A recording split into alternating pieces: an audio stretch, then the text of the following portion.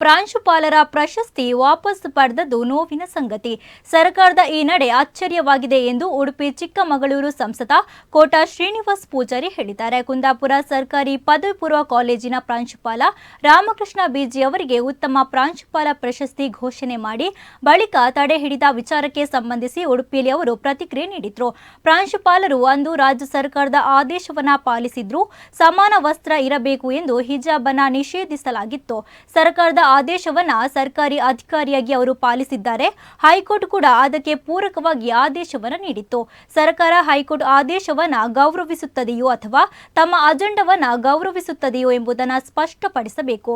ಇದು ಶಿಕ್ಷಕ ವೃಂದಕ್ಕೆ ಮಾಡಿದ ಅಪಮಾನ.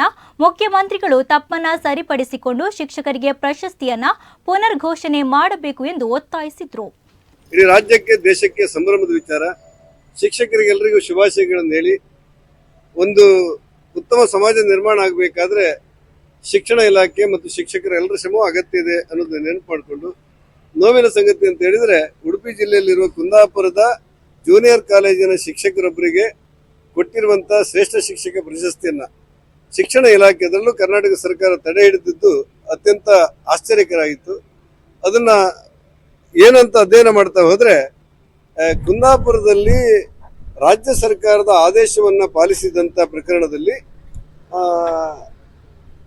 ಆ ಶಿಕ್ಷಕ ರಾಮಕೃಷ್ಣ ಅನ್ನುವರಿಗೆ ಶಿಕ್ಷಕ ಪ್ರಶಸ್ತಿಯನ್ನ ತಡೆ ಹಿಡಿಯಲಾಗಿದೆ, ನಿರಾಕರಿಸಲಾಗಿದೆ ಅನ್ನುವಂಥ ವ್ಯಾಪಕವಾದಂತಹ ಸುದ್ದಿ ಇಡೀ ರಾಜ್ಯದಲ್ಲಿ ಒಂದು ರೀತಿಯ ದಿಗ್ಭ್ರಮೆಯ ವಾತಾವರಣವನ್ನ ಮತ್ತು ನೋವಿನ ವಾತಾವರಣವನ್ನು ಉಂಟು ಮಾಡಿದೆ.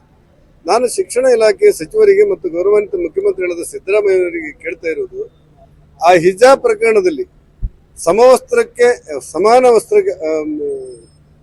ಸಮಾನ ಉಡುಪುಗಳಿಗೆ ಅವಕಾಶ ಕೊಡಬೇಕು ಅನ್ನುವಂತ ಸರ್ಕಾರದ ಅಂದಿನ ಆದೇಶವನ್ನ ಸರ್ಕಾರಿ ಅಧಿಕಾರಿಯಾಗಿ ಶಿಕ್ಷಕರು ಪಾಲಿಸಿದ್ದಾರೆ.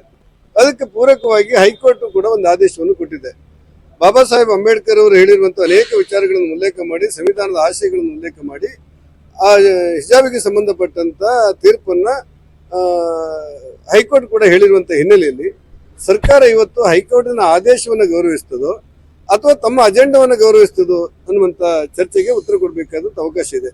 ಯಾವುದೇ ಕಾರಣಕ್ಕೂ ಕೂಡ ಶಿಕ್ಷಕರಿಗೆ ಕೊಟ್ಟಲ್ಪಟ್ಟಂತ ಈ ಪ್ರಶಸ್ತಿಯನ್ನ ನಿರಾಕರಣೆ ಮಾಡಿರುವುದು, ತಡೆ ಹಿಡಿಯುವುದು, ತಿರಸ್ಕರಿಸುವುದು ಸೇರಿದಂತೆ ಎಲ್ಲ ಘಟನೆಯೂ ಕೂಡ ಶಿಕ್ಷಕ ವೃಂದಕ್ಕೆ ಮತ್ತು